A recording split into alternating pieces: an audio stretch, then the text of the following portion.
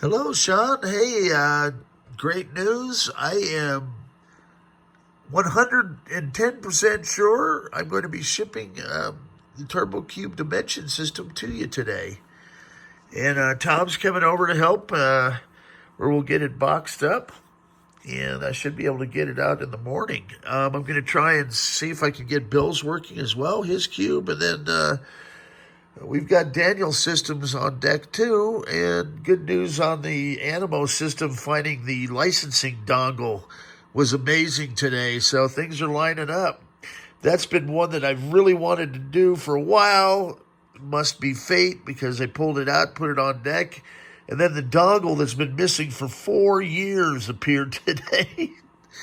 Don't ask me how, because where Lori said she found it, I've looked a million times, but I'm good with it. Maybe it's my dad helping assist from the afterlife, Steve Jobs or somebody, time travelers. At any rate, I'm very happy. Today was a good day. Now to go into Sean's system in detail, we've got the NeXT Dimension board, 64 megs of RAM, new caps, in beautiful condition. And I've already sent him the cables. Got a nice power supply here. This is the 983, which is a later model. You can always tell by this part number right here. Earlier models were 152.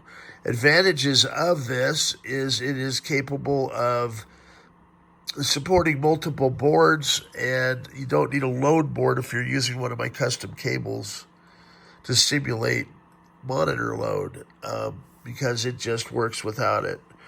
And Brian Archer made a little board,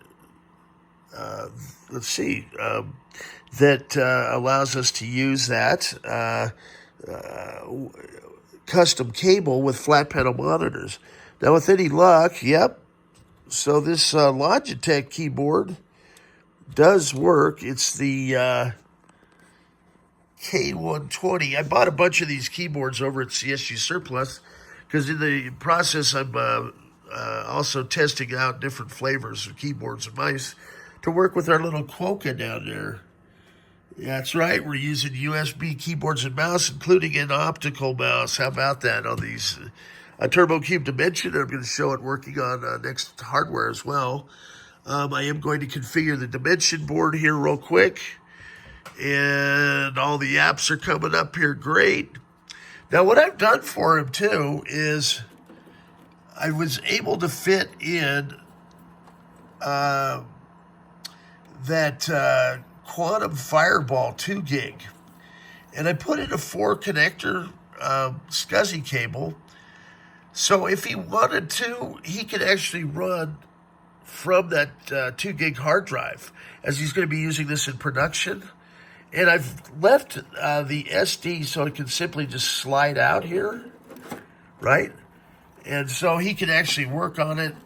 You can do different configurations. And it should stay secure in place. So I'm not going to do too much here while it's powered on, but you get kind of the idea. All the cabling fits nicely. I went ahead and ran in, we had Alex over at Rabbit Hole put those floppy connectors on there for me. Yeah, you can run it just simply from the scsi cable, but Gilles at MIT figured that we get a little bit of a performance bump running that little connector. Hey, every little bit helps, right? So I've got this 4-connector scsi cable. That's new old stock. We've got the DVD CD-ROM. That's tested, works. New old stock floppy drive up top for him. On this Turbo Cube board, it was intermittent, so I sent it down to Brian Archer, and he did me a solid. And Sean, turns out there was a minuscule connector on the battery terminal that it was intermittent, so it would cause the system to lose time. So we've got that's rock solid, new caps on there, new RAM. In fact, I'm running EDO RAM, a version of EDO RAM that works. I guess there were versions of EDO that did work, and this system's proof of it. I've always been told it was just fast page mode, and I've tried a lot of different EDO sims in the past, and they just didn't play. So There must have been a kind of an interim version in there. Maybe it's the earlier version of EDO, but it seems to be running rock solid. I've let it run here for, a couple days. I just want to make sure the system's solid. What I'm doing here now is launching that dimension board config, and you do that by setting it up over here in your calendar. And there's certainly a couple things I can do here. One is I think I'm going to go ahead and leave the root password off and let him set that. But in order to set our dimension, you scroll all the way right in preferences, and you'll see this dual monitor display. And when you come down in here, you're going to want to highlight that megapixel and see where it says off to simply connect your dimension system so you can run dual monitors. You click on, and I think it's as simple as that, and then set. Now, what you'll want to do,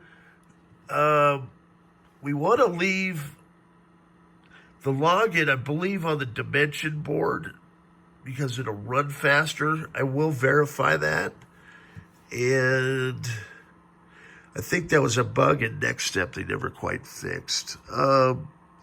So I can go back and I will set the time and date here. I just want to make sure we've got our dimensions for this purpose of this little video. Hopefully my camera will hold a charge, and then I'm going to go to bed because I'm really tired. I haven't been feeling all that great. I think it's all the dust from the dust buddies in the basement trying to find things. I've got some NVIC chips going out and a bunch of smaller stuff for customers all over the world. Let's see here. We're going to do restart. Now, this is running OpenStep 4.2 and all the apps. And then I'll give him a 3.3 card for backup as well. But it'll be nice, and if he wants to run NeXT on that drive in there, he can. And I think it runs, it's a little bit more solid. The drive's nice and quiet. I believe it was a new old stock drive. I found a bunch of good quality drives that I'm going to, I think, just start implementing to give the customers a choice. If they want to plug in a SCSI drive, they can, or the SCSI 2 SDs. As I have found a significant inventory in them that I did not know I had. So I'm still trying to get those 68-pin ones to play a little bit. I found some cheetahs that are pretty neat. I think those are 15,000 RPM drive. Now, I don't know if that makes much difference because our NeXT bus speed is kind of restricted. I recall it's, for turbos, I think it runs at 66 hertz, even though the chip is at 33, which leads me to think we could probably come up with a clock speed doubler for the turbo chip. If everything else is at 66, I don't know that you necessarily have to change the crystals out. And I do have a turbo color back here that they did a mod where it's running at 50 megahertz. So it's a 68040 50 megahertz system, which I believe is the fastest turbo color. It'd be nice to replicate that, but it did look like they did some board level rework work, as well as create a little, it looks like a kind of a mod board. And my guess is it's the crystals that make the system run a little faster or sync up with that mod. That would be one for the engineers. Okay, now let's see if we're getting any love over here as far as dual monitors. Usually I'm going to get a little bit of a gray panel. I'm seeing reboot complete. We'll find out here shortly. And I'll drop back in to make sure. I might have needed to power all the way off. It is finding our dimension. You can see we have 64 megs of RAM. And if at first you don't succeed, try again. See the dual monitor icon. There we go. It just lit up. So let's go ROOT, and then I'll be able to show you here if I can drag the monitor over to the screen on the right, or I should say the windowing system. that means that I've got it correctly configured. Yes, I can see, I don't know if you can see this, if I can get that flicker out of there, but there's little checkerboard pattern.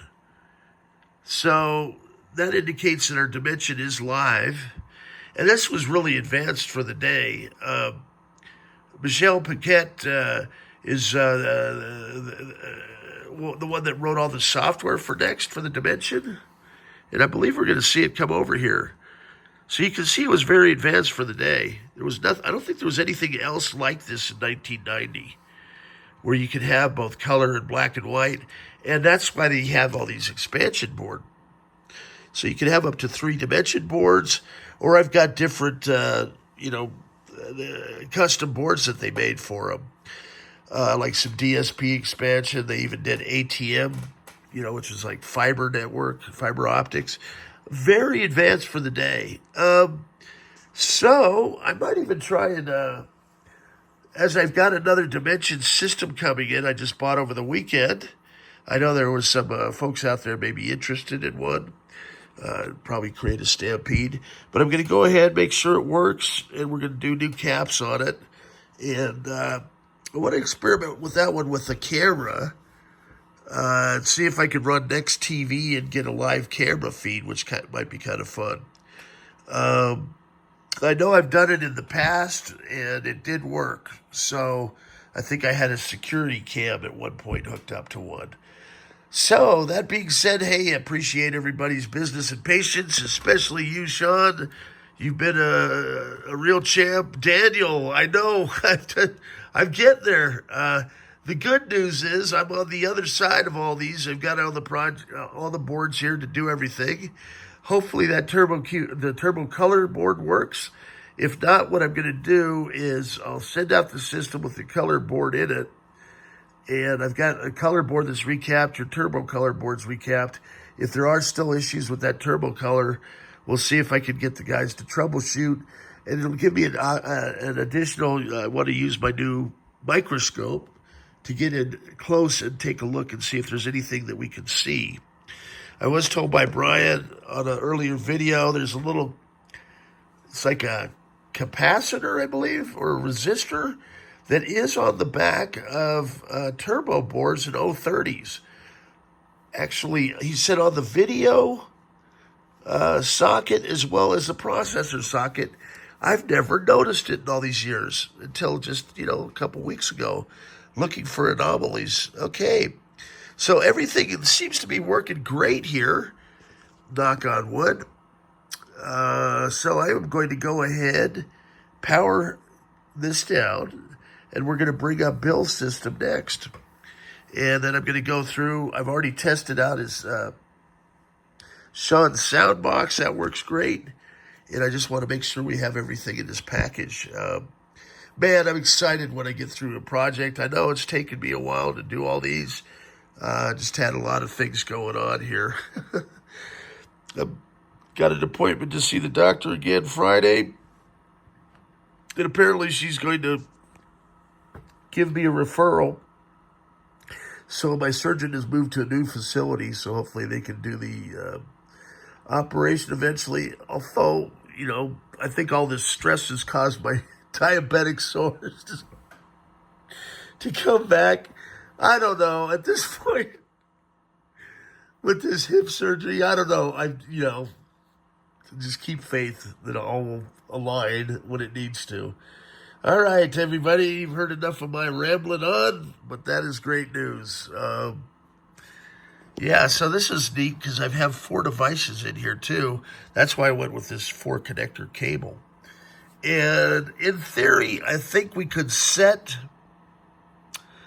the drive to 0 or 1, and then he could still run his little SD card if those were set, say, ID 2, 3, 4, and 5, and then the CD-ROM is 6. And then the floppy's independent of that. So it kind of gives, really kind of a neat ability to have all these different devices. You have the rock-solid stability of a hard drive, which I like. They run a little bit faster, in my opinion. I just did some kind of timing on the back of my watch, and it's Is it significant in the long run? I don't know. We need to do more of an apples to apples comparison and a true benchmark. So I'll try and run that benchmarking software. All right, that's 15 minutes. That's usually a fair video.